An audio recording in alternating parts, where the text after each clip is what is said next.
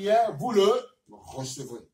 On a vu dans Jacques ce qu'il nous dit, hein. Il dit celui qui demande, demander celui qui demande recevoir, mais qu'il faut qu'il le fasse sans douter. Amen. Sans douter. Parce que le doute est le contraire de ce que Dieu veut.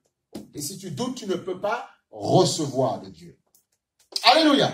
Et parfois, qu'est-ce qui va amener le doute dans ta vie? C'est souvent les ténèbres, les moments difficiles, compliqués dans ta vie. Des choses qui te font douter, des choses qui te font croire que Dieu s'est déjà éloigné de toi, alors que Dieu est proche. Il n'a jamais été aussi proche de toi, mais il attend que tu lui fasses confiance, que tu ne doutes pas. Amen. Parce que ce sont les ténèbres qui veulent te faire douter. Ce sont les choses parfois dramatiques, dures, qui veulent mettre le doute en toi, les événements, parce qu'ils veulent passer par tes 5 sens, qui sont des portes d'entrée. Amen. Et par tes portes d'entrée, le diable veut insulfer le dégoût, le découragement, le doute. Il veut stériliser tes prières. Le diable sait que tu pries, il sait que tu intercèdes, il sait qu'il y a des hommes et des femmes qui intercèdent sans cesse. Mais qu'est-ce qu'il va faire? C'est tout faire pour paralyser notre foi. Il sait que s'il te paralyse, même si au bout de 1 an, 2 ans, tu te relèves à nouveau, mais si tu auras perdu 1 année. Ben oui, bien aimé, c'est comme ça.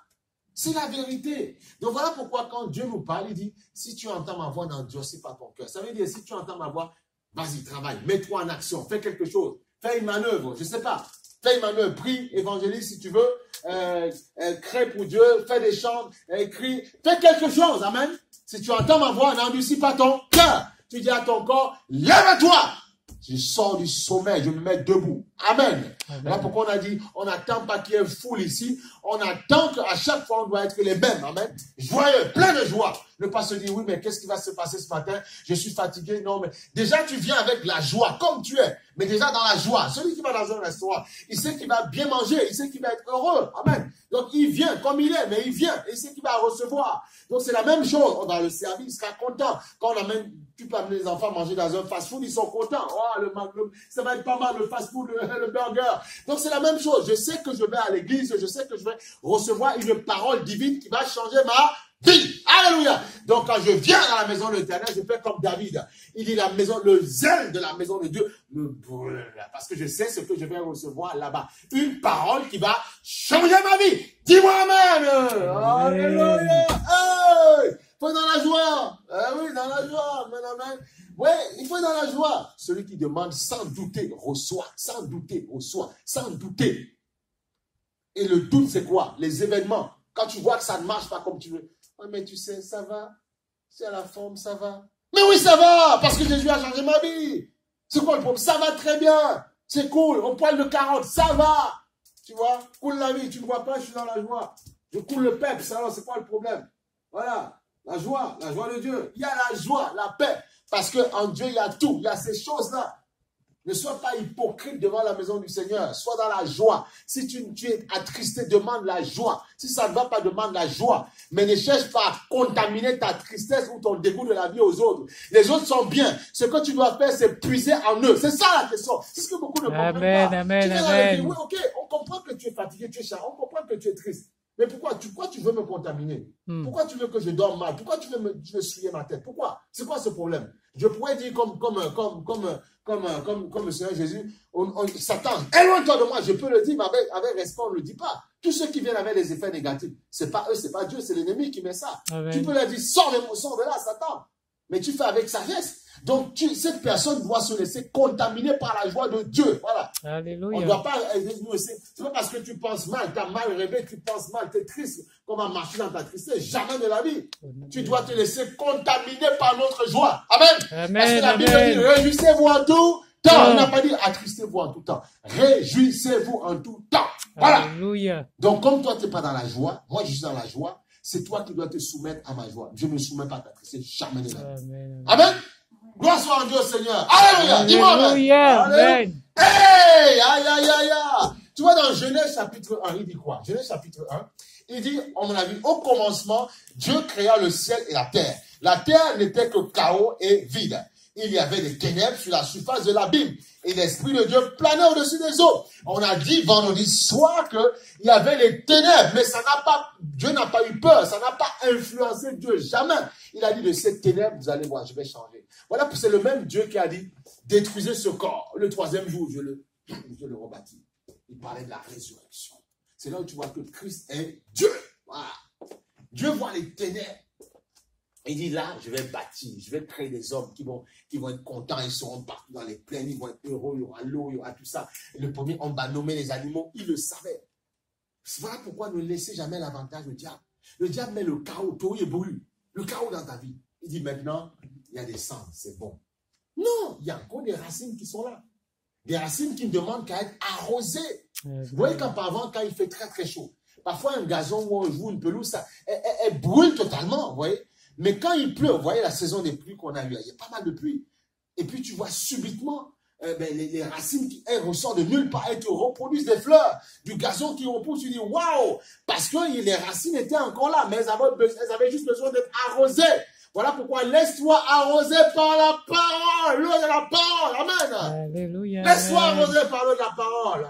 Ne t'appuie-toi pas sur ton sort. On sait que ça va pas, on sait que tu es malade. Et alors, je te dis que la femme qui avait la peur de ça, est-ce qu'elle a pleuré? Son corps était ténébreux. Elle était malade pendant 12 ans. Voilà, elle avait des écoulements en permanence. Parfois, ça ne devait pas sentir bon. Mais elle a dit, si je touche le pan de sa robe, je serai guéri. Parce qu'il a les paroles de la vie. Yeshua. Alléluia. Yeshua, les paroles de la vie. Amen, amen. Il a les paroles de la vie. Et quand c'est comme ça, tu dis, je reçois pour ma vie. Ah ben oui, pour recevoir. Il y avait les ténèbres, les ténèbres, les ténèbres. Mais il n'a pas eu peur. C'est à ça que Dieu nous appelle. Ça veut dire quoi? Parfois dans ta vie, il va y avoir des ténèbres. Même dans ton assemblée, parfois tu ne vas pas comprendre ce qui se passe. Il dit, Seigneur, c'est pas possible. Pourquoi? Je dis non, ce sont les ténèbres. Mais tu ne peux pas La Bible dit, les ténèbres ne régneront pas toujours. Amen ou pas amen? Amen. Le Dieu que nous servons, il a bousculé les choses. Ça veut dire quoi? Les chrétiens, non, il ne faut pas qu'il y ait de problème. Tout va aller tout bien. Mais non, Dieu veut parfois que tu expérimentes le talent, le don qui est en toi. Tu n'as pas perdu un autre chair.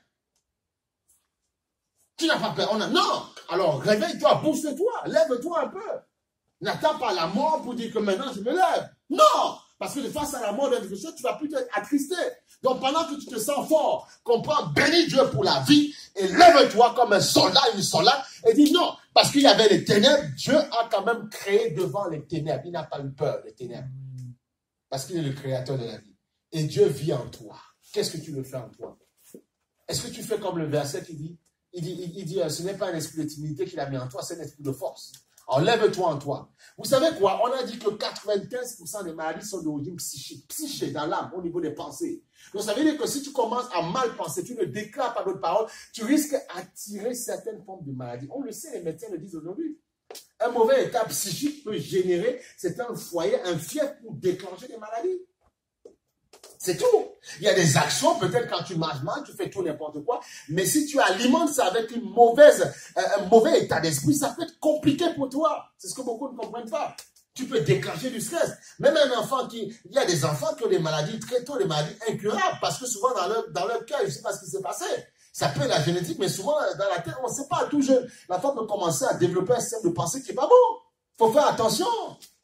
Eh oui, il faut faire là attention. Tu es 3 parties. L'esprit, l'âme et le corps. Tu n'es pas que charnel. Pense aussi, prends la même manière que tu prends soin de ton corps. Tu le bichonnes, tu ne veux pas lui faire du mal. Prends soin de ton âme. Fais attention à ce qui rentre. De la même manière que tu dis non, hop, stop, ça je ne mange pas. Stop, je ne prends pas. Mais de la même manière, il y a des pensées. Apprends à refuser. Non, ça je ne mange pas. Non. Colère, je ne prends pas. Non. Haine, je ne prends pas. Non. Tristesse, je ne prends pas. Non. Doute, je ne prends pas. Découragement, je ne prends pas. Je reste positif. Et je sais que le fait de rester positif va m'apporter en tout temps la bénédiction dans ma vie. Tu sais qu'en prenant tel aliment, tu seras toujours bien. Ça ne va pas mettre de gras, de ceci, parce que tu le sais. Mais là, spirituellement, tu dois comprendre aussi les choses qui fonctionnent. Parce que tu veux prendre soin de ton esprit. Parce que les paroles sont esprit et vie. Amen ou pas amen? Amen. Esprit et vie. Alors pourquoi se laisser enténébrer par ce que quelqu'un me raconte? Prends de la graine parce qu'on te dit, mais ne craque pas. Il y a de belles choses qui sont devant toi. Alléluia. Il y a de belles choses qui sont devant toi. Donc tu vois, il a tout créé. Il y avait les ténèbres, mais il a créé. Est-ce que vous vous arrêtez un peu dessus? Les ténèbres peuvent être une situation dramatique que tu vis dans ta famille. Mais est-ce que ça te freine ou est-ce que tu te lèves? Est-ce que tu te dis non, il faut que je me mette debout pour mettre en place un nouveau système? Qu'est-ce que je peux faire pour m'en sortir? Le visionnaire ou la visionneuse ou quelqu'un qui veut aller loin, c'est quelqu'un, qu'est-ce qu'il va faire? Dans une situation dramatique, lui, il pense opportunité. Comme nos frères créatures chinois. Quand il voit le chaos, il pense opportunité, toujours. Opportunité. C'est une opportunité à saisir. Alors, c'est à toi de saisir l'opportunité.